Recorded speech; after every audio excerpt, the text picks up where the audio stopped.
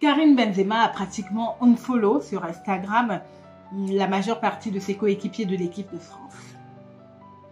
Il a laissé quelques personnes, 4 personnes, notamment Marcus Thuram, Varane, Camavinga et évidemment Kylian Mbappé. Bonjour, j'espère que vous allez bien. Avez-vous déjà commencé à opérer votre ménage de décembre? C'est le mois de décembre et généralement sur les réseaux sociaux, vous verrez un tel, ma liste d'amis, hein, je me débarrasse d'un tel, je me débarrasse de vous. Si vous ne vous manifestez pas, je veux me débarrasser de vous. On fait des annonces pareilles. Il est démontré scientifiquement qu'à partir d'un certain âge, on a la facilité de rompre certaines relations, de rompre avec certaines habitudes, notamment quand on a atteint 40 ans. Pas parce qu'on est aigri, mais parce qu'il y a une légèreté en fait. On se dit à cet âge-là, qu'est-ce que je n'ai pas encore vu dans la vie? Je sais ce dont j'ai besoin, je sais qui je suis, je sais ce que je vaux, je sais qui doit marcher avec moi ou qui n'a rien à foutre dans ma vie. La plupart du temps, quand on reste tranquille, on regarde autour de nous.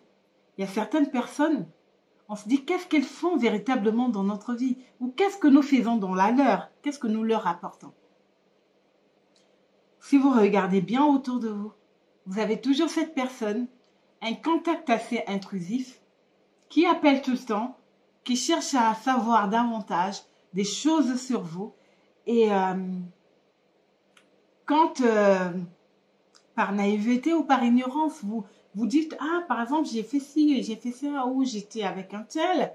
Il dit, mais je ne le connais pas, je dois chercher à connaître telle personne. Oh, tu ne me l'avais pas dit. Ah bon, tu l'as fait, tu ne m'avais pas dit.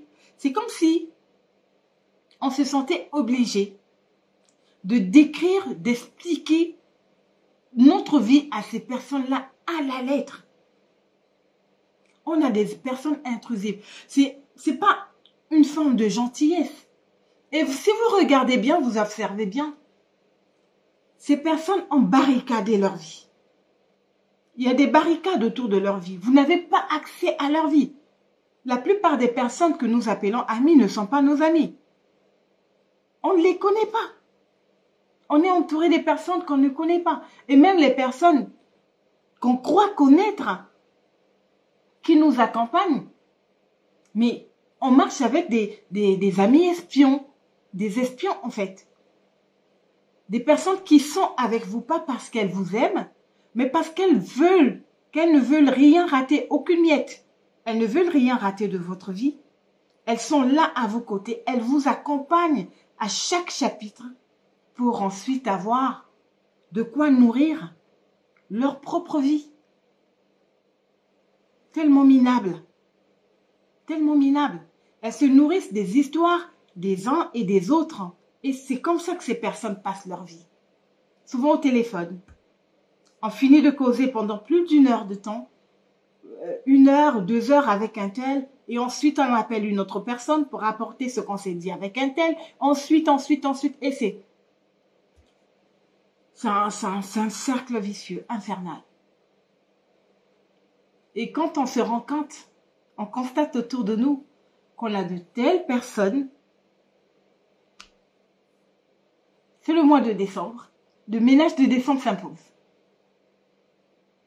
Quelqu'un qui te trahira ne viendra jamais de loin. C'est une personne qui marche avec toi. C'est une personne qui connaît tes habitudes. C'est une personne. Regardez même dans l'histoire, les grands hommes ont été trahis par leurs proches. C'est par les proches. Les ennemis le plus souvent marchent avec nous. Les ennemis sont les amis d'aujourd'hui ou des amis d'hier. Mais ce ne sont pas des inconnus. Ce n'est pas des inconnus. Un inconnu peut te détester pour... voilà, j'ai toujours des gens comme ça. Je le déteste, pourquoi, je ne sais pas. Mais après, ce n'est pas ce genre de personnes qui pourront attenter à nos vies ou à votre vie.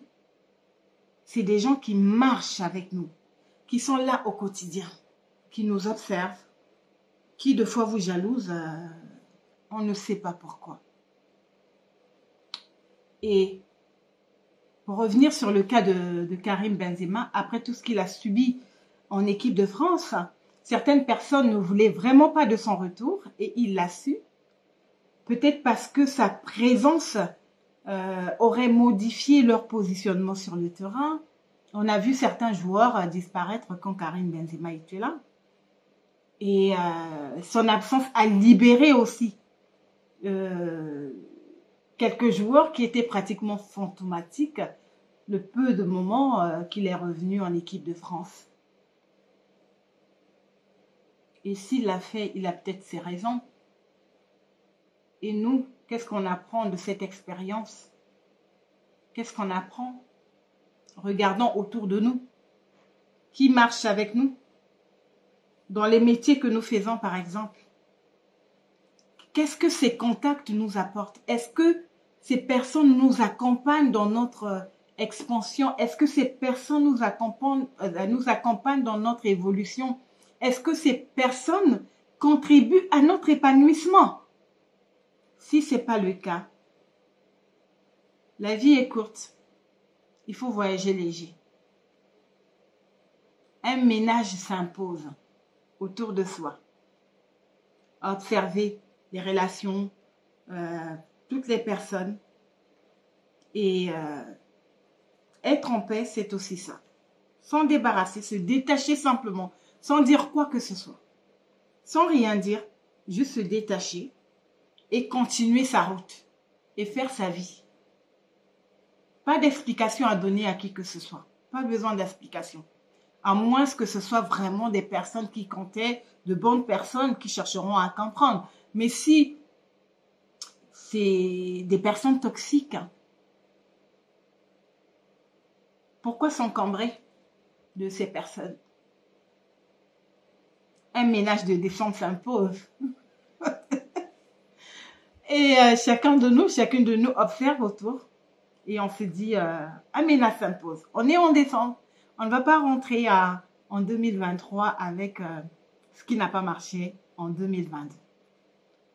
Regardez bien sur vos comptes, que ce soit Instagram, Facebook, sur nos WhatsApp, dans nos comptes WhatsApp, on se dit, tous les contacts que nous avons là, ça nous sert à quoi exactement? Qu'est-ce que ces personnes nous apportent? Il est temps de faire le ménage. Un ménage s'impose. Astiquez autour de vous, balayez autour de vous et que tout soit clean, clair pour la nouvelle année.